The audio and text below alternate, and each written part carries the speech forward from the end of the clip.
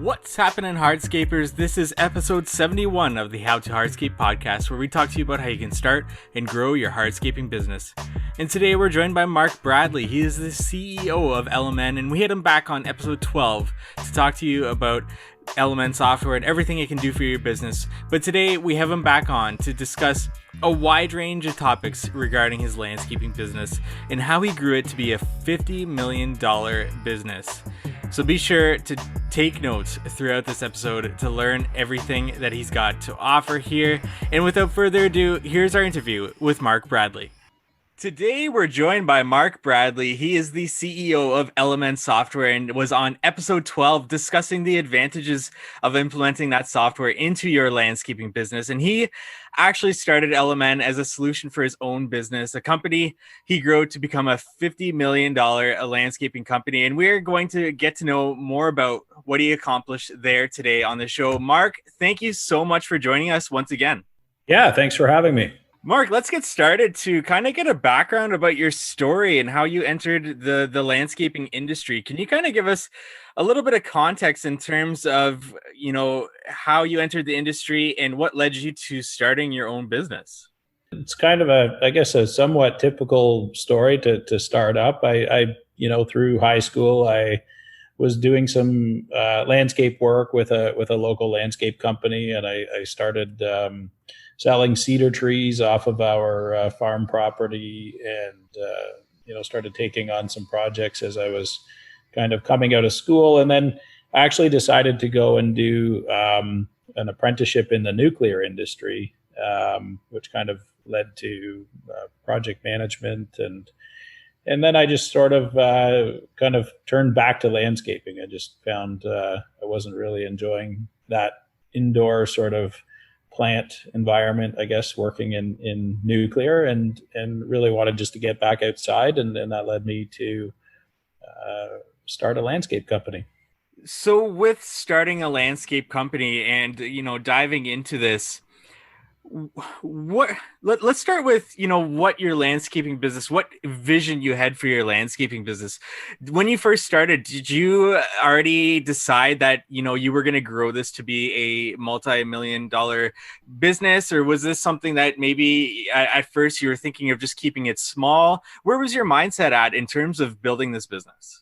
So first off, I quit a job that was paying about $175,000 a year. So I definitely needed to scale the landscape company up considerably to replace that wage, and then obviously earn some company profit and whatnot along the way. So there was I guess a plan to sort of grow the company, but I always thought maybe 10 or 15 employees and maybe 2 to 3 million in sales. I think that was kind of the vision I had. I'd set out to kind of improve work-life balance and maybe work a little less by owning my own company. And, if you asked my father, he would probably chuckle and say that I started a landscape business so I could ski more in the winter, and that never actually happened. But I mean, I think I started out with a vision to have a sizable company for sure. Gotcha. So then starting your business, how did you identify those services that you were going to go straight into with your business? Did you take a look at the market around you? Did you try to identify different niches that your business could fit in? Or was this basically based off experience that you knew that this is what you were going to do when you started your business? I think it was a pretty unsophisticated approach. I mean, I definitely entered the business, much like many others, pickup truck and a wheelbarrow and a good work ethic. So I don't think I did a true market analysis or anything that would lead me to do anything calculated. It was really just, I felt that there was a demand. I tested the waters a little bit while I still had my day job, and started out with some snow plowing and maintenance, but predominantly landscape installation. So I was always really interested in carpentry and stonework and planting, and so we, were really taking project work on from day one. So I think the sort of driving force for me was probably the creative outlet of landscaping. I really enjoyed doing the work and enjoyed seeing the projects come together. And I think for that reason, I always kind of gravitated toward the design build aspect of the business. Looking back on that, if somebody was thinking of starting their own business today, would you recommend them to take a look at their market and try to, strategically enter the market? Or would you just say, you know what, get into the market, you start your business, get into doing what you love to do, and then kind of adjust your business, pivot your business in terms of what's available for your business? Yeah, I mean, sitting where I am today with the experience that I was able to get it from the industry, I would definitely say that the industry has evolved, and I believe that it's evolved into a business that is probably more suitable with a narrower list of services. I think, back in the 60s and 70s when landscapers were, becoming, an organized industry, there was, kind of, if it was outside, it was for a landscaper. And in the 30 or 40 years leading up to, the turn of the century, I think there was, a lot of generalists, but I see now that the business has gotten more complex. The design features, the products that are available, the varied list of services. I think it's too much to fall under one small business. And what I see happen a lot is, contractors try to do everything as a small business, and you need too many tools, too many specialists on staff, and as a result, I just feel that companies aren't profitable because they can't possibly be efficient at everything. So specializing allows you to get the right equipment, the right training for your staff, the right pricing metrics in place, allows you to develop an efficient system to get the work done. And I think that ends with a much better result. And quite frankly, I learned that the hard way over the years, scaling up a business the way I did. We dipped our toes in far too many things and learned lots of tough lessons along the way. It always looks easier, when your subtrade is doing work for you. And so naturally you think, well, we could just do that ourselves. And sure enough, when your job costs a lot of those varied services, using in-house labor, it rarely works out to be as good as it appears to be. With your business as it's growing, can we get into the kind of the evolution of, say, when you first started, where was the majority of your leads coming, as opposed to when did you really start to hit your stride in your business where, you're getting all these referrals from, you're getting word of mouth referrals, and you feel that your business has hit your stride? I know it's been a long time, a while, but where did you kind of start to see that your business was really hitting its stride? It happened very quickly. So I actually did $1 million in revenue in my first year. So the business blew up. I rented a storefront and started a design studio with sort of a small garden center element. And almost immediately we were, overbooked, and I was already looking for subtrades to help out with masonry work and carpentry work and that kind of thing. So we were incredibly busy almost immediately. I feel like it was probably 2 or 3 years later when I sort of got to the point where I had a very defined kind of project size that I was willing to take on, and then I sort of adjusted my marketing and my overall strategy to take on larger residential design build projects.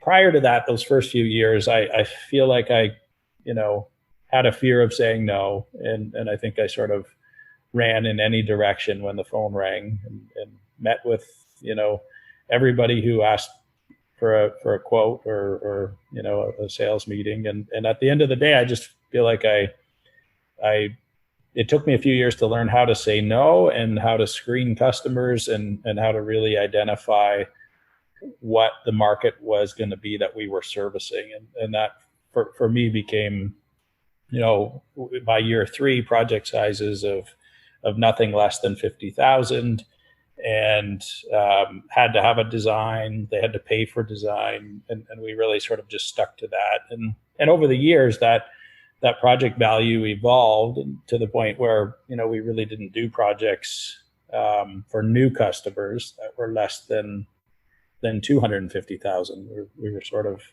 always doing, backyard getaways, and we knew what those sort of budgeted out as, and so just kind of adjusted who we were marketing to and how we were getting the business. But for the most part, referrals are really how you grow the business in the design build world.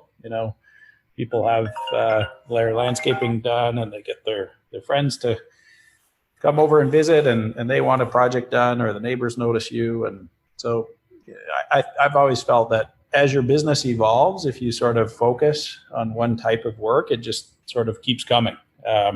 It's that sort of, if you build it, they will come, I guess, my mindset. And I can definitely see like having a storefront really works in your favor to draw those types of customers into your business, because that definitely sets you apart from many people in I assume your area. Just for a little bit of context for our audience, what year did you start your business? I started in '97 in downtown Toronto, and only kept that storefront for actually 2 years. And then I found that we needed a lot more space. We needed to be in more of an industrial park area. So I sort of moved, and still created a design studio in that industrial space, and just built out a much larger shop and yard and whatnot to support the business activities.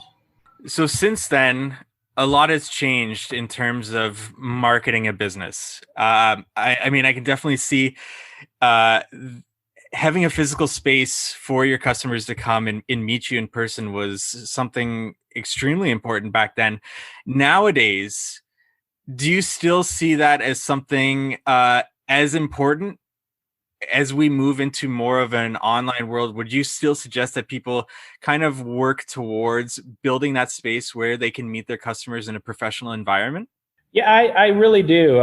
If you're going to try to scale up in the design build aspect of the business, I think it's super important to create a design studio with, sort of a showroom feel to it. And the reason for that, when you're asking somebody to invest tens of thousands or hundreds of thousands of dollars in their home, and sort of trust you to be the advisor, I just feel that it's a sizable enough purchase that they should have a location to come and meet and discuss designs, look at samples, get a sense of your business. I think a lot of trust is gained in that sort of interaction. And I think it just creates a more efficient approach for you as a contractor to be able to have your client in, rather than hauling, lots of samples and color boards and pictures and things like that. I really think that there's a value to that sort of physical interaction. Getting into your business's growth over the time, at what stages did you really experience these growing pains or these hurdles that you'd have to overcome as a business owner? Was this something that was continuous, or was this something that you got to a certain stage in your business growth where you got hit with a hurdle that you had to overcome, and then grew a little bit more and then experienced another hurdle? What is that like when growing your business the way you have? I often get this question when I'm speaking at conferences, and I always try to be as honest as possible. if anybody ever tells you that they found a point in operating a landscape company where the hurdles ended, then you got to kind of question the, the validity of what they're saying. I just feel that even if you plateau or if you grow, that there's always going to be these new hurdles. And, it kind of goes without saying, but most are people related. So, you're going to have turnover, you're going to have different needs for staff and skills as the business evolves, particularly if you're scaling up. So that hurdle never goes away, and that's always the most important one, I think, for a business owner to focus on, because before anything can happen, you need the right people on the team. And then part two is staying ahead of technology, staying ahead of the customer experience aspect of the business. All of these things will always require a lot of attention and a lot of sort of, turning of the dials to get better and better. And, whether it's marketing or sales or operations, nothing ever stays the same. Even if you're not growing revenue, you should be trying to grow profit. So whether you're focused on the top line revenue or the bottom line profit, there's always room for improvement. And I've always just felt that as an owner, the hurdles never stop, because you should always be focused on continuous improvement in your business, because there's always room to be more efficient or improve quality or improve safety. There's always something to do. And I think that's what makes the business so much fun for the right personality. That opens up a lot of different questions that I have for you, starting with marketing. As you said, right out of the gate, you guys were kind of already starting to hit that stride in your business. You got customers coming in. At any point in your business, do you take your foot off the pedal of spending on marketing when you see these referrals coming in and they're not costing you really any money? Is there at any point where you take your foot off the gas in terms of spending on marketing, whether that's offline marketing or online marketing? So that's a fantastic question. And largely over the years teaching workshops, when I would say that my average project size was sort of north of 250,000, lots of times people say, well, how did you get those projects? I've been in business for many years and those projects don't come my way.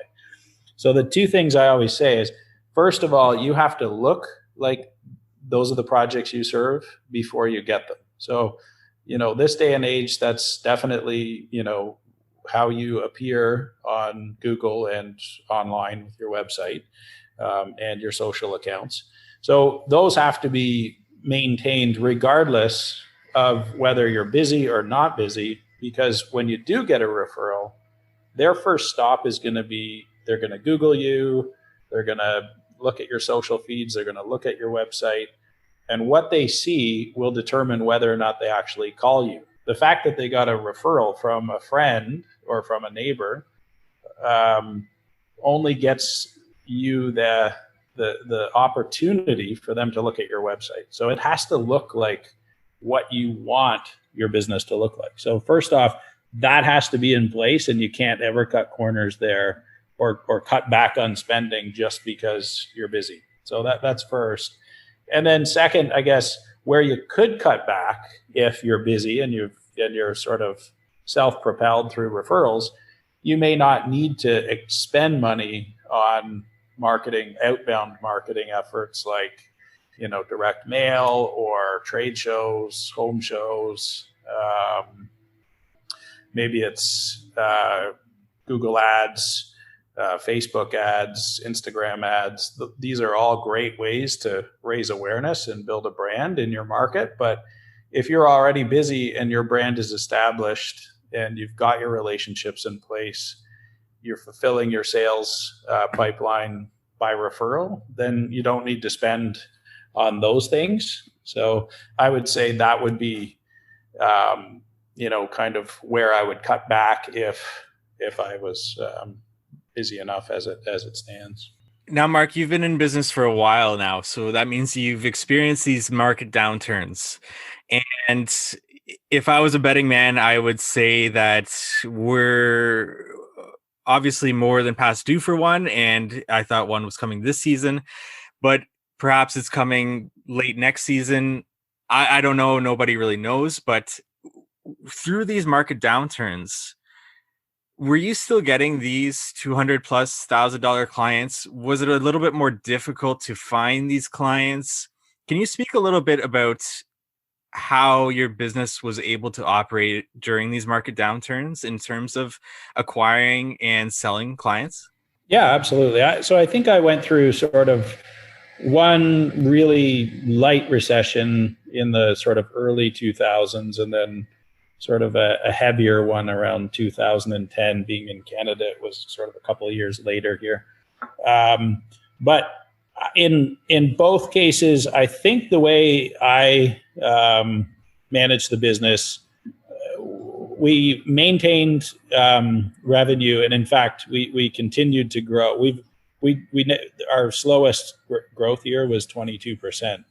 So we didn't ever have a year where we couldn't grow as a result of a recession. So I'll kind of get that out of the way quick. But the reason I think we were able to grow during those recessions is we had extremely low overhead, which allowed us to bid work and make profit where others would only be recovering overhead. And I think when you really understand budgeting and you understand your costs, that gives you the luxury of understanding exactly where your pricing needs to be based on the revenue forecast that you have. And so during those years, we definitely tightened up our profit margin. We didn't bid work below 10%, but we did tighten up our profit margin. And I think, a combination of efficiency and low overhead allowed our pricing to prevail. So I think we were able to grow during those years just simply because we were more efficient and our price was good. And we had a lot of really established relationships. And I think during those recessions, the best companies usually do grow. And I think that's really just a combination of things that happen while times are good and when times are not so good. If you're a well-oiled machine during the boom time, then you'll do extremely well in sort of the lull in the market. Whereas if you were sort of struggling during a boom to make money, you won't have a chance of making money when there's a sort of recession. And with that, you said that for you guys, your overhead expenses were relatively low. What was first off, was this strategic on your end to decide to keep your overhead costs as low as possible? And what was it about your business that you guys were relatively lower with your overhead costs? So two things that impact your overhead as a ratio to sales. One, your volume. So as your volume goes up, that ratio just naturally drops. But number two, it's the number of office support workers, salespeople, project managers, account managers, mechanics, all these unbillable staff that sort of turn up in overhead. So we maintained a really flat organization where we didn't have project managers and account managers, but we had sort of I call them superstar foremen who are trained to manage materials, equipment, logistics, scheduling for themselves. So it was a very flat organization. So,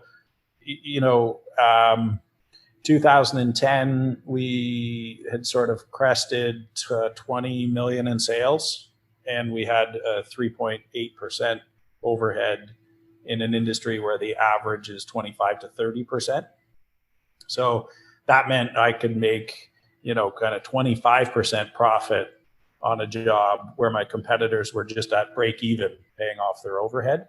So I think it was the systems, the people, the training, everything that we had built on for the sort of previous 13 years that got us into that position.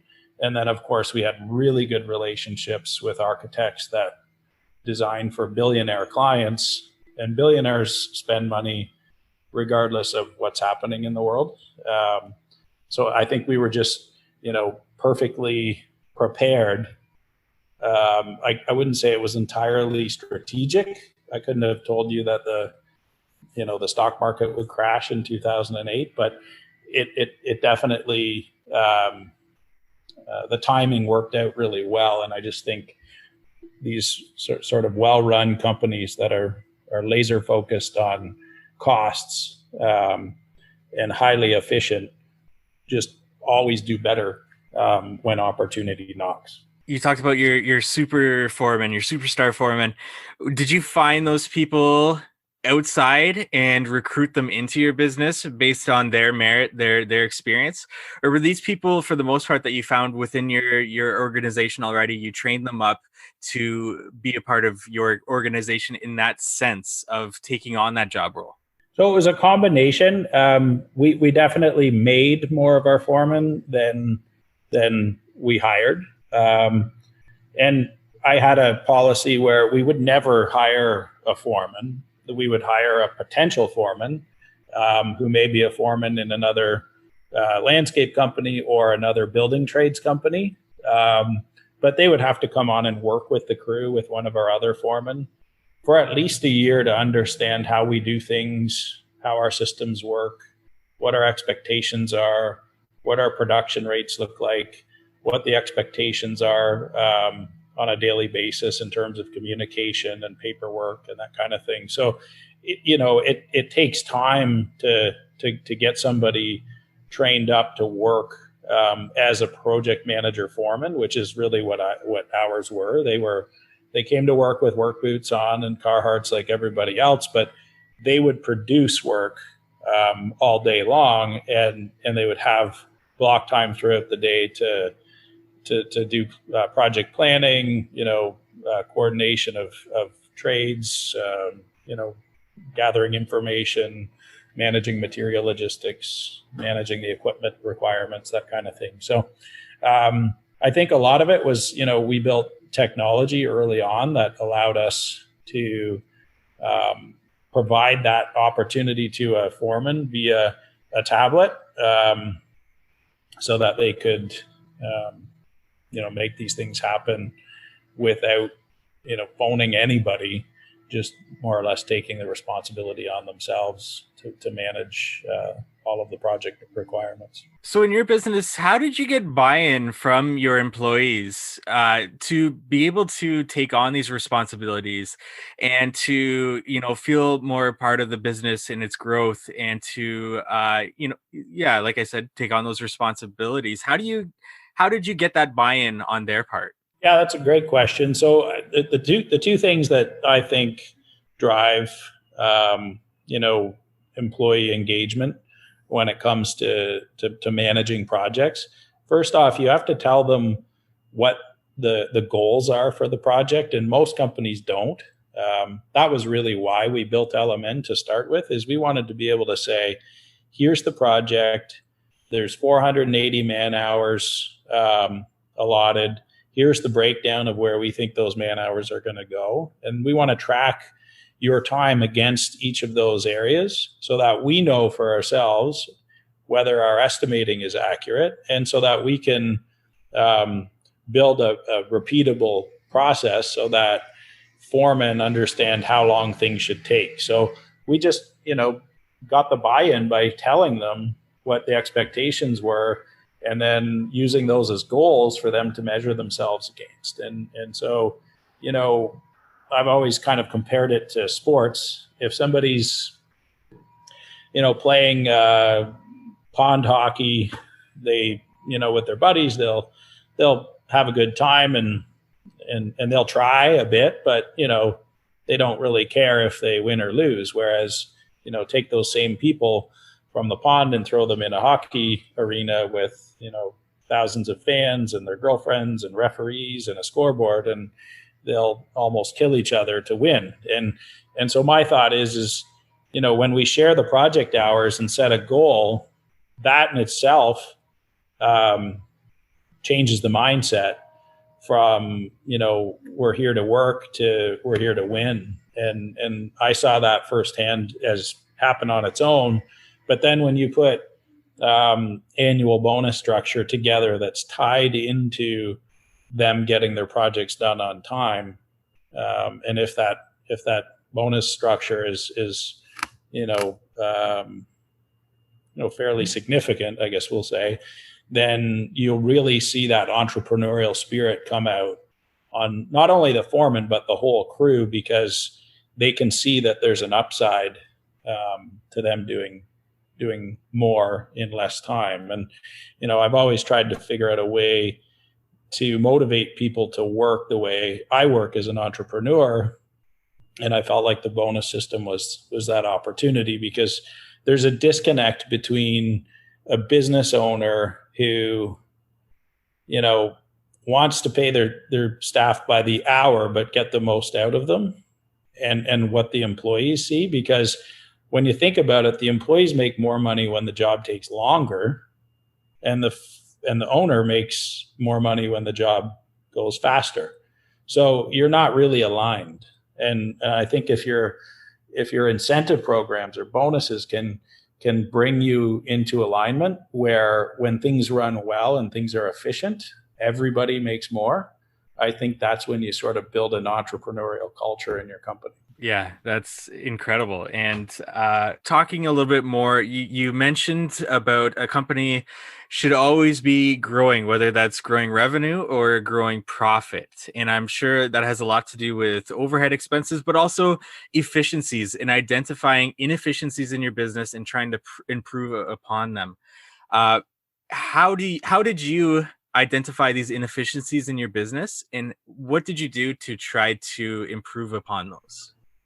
So the first thing that I identified was we weren't sharing estimated hours with our staff in the first few years of business, even though that was how I was estimating. I was building estimates based on man hours, material, equipment, and subcontractors, with a markup for overhead and then a markup for profit.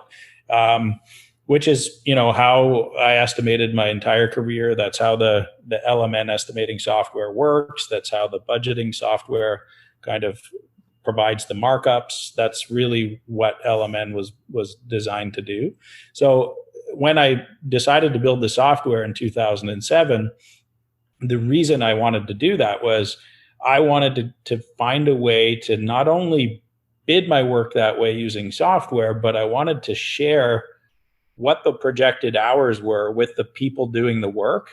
And I wanted them to clock in and out on the phone and automatically see how many hours we bid and how many they've used and how many are left for every line item on the estimate, whether it's a landscape maintenance contract or an installation contract or a snow contract. I just wanted everybody to be laser focused on estimated versus actual hours. And that in itself drives efficient thinking.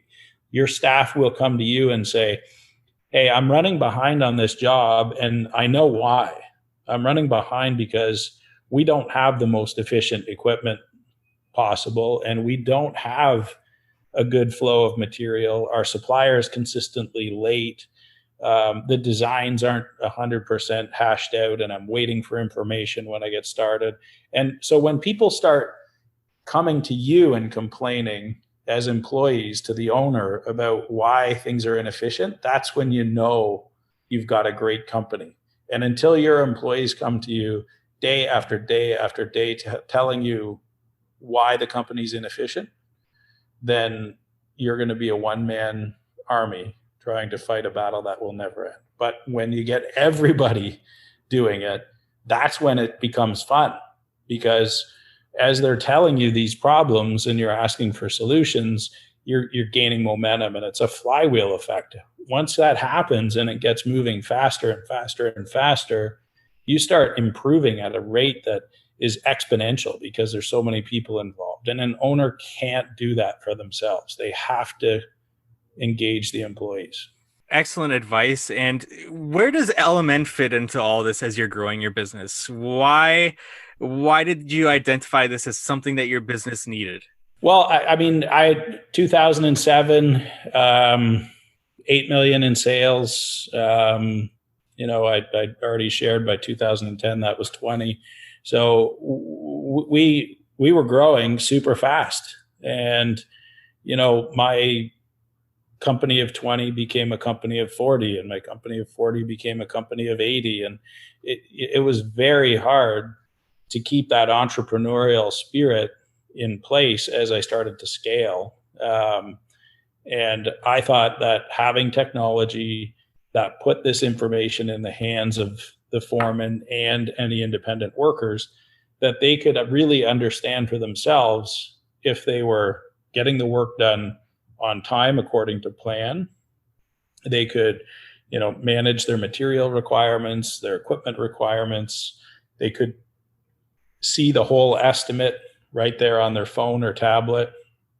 And I felt that by having that level of transparency and that amount of information in the people's hands that are going to execute the work, that we stood a much better chance of maintaining that continuous improvement mindset in the organization, and also kind of keep that accountability in the hands of those that are doing the work, as opposed to creating a big management team that walks around carrying a big stick.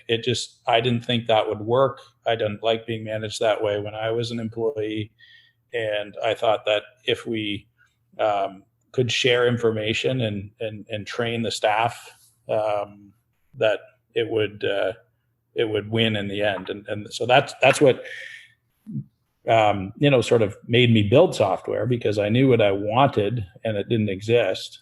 And then I think, as we started selling software, and thousands of companies were subscribing, with tens of thousands of employees using the software every day to do their work. What then happened, which is pretty exciting, was this new level of exponential improvement, where we were now taking ideas from thousands of companies across North America to improve the software, drive more efficiencies, and allow every aspect of a landscape company to operate more efficiently. So that was pretty cool, because I feel like that level of exponential thinking created huge improvement for me and my own landscape company along the way. Yeah, it's definitely a very impressive software for this industry, and the features that it has, so many benefits to any type of landscaping business. And we talked about that a lot in episode 12 of this podcast. So if you want to go back to that, listen in, there's a deeper dive on those features. But I want to get into landscape disruptors and what you got going on over there, Mark. Can you give our audience who may not know what this is and what platform you're building over there a little bit of a rundown about it?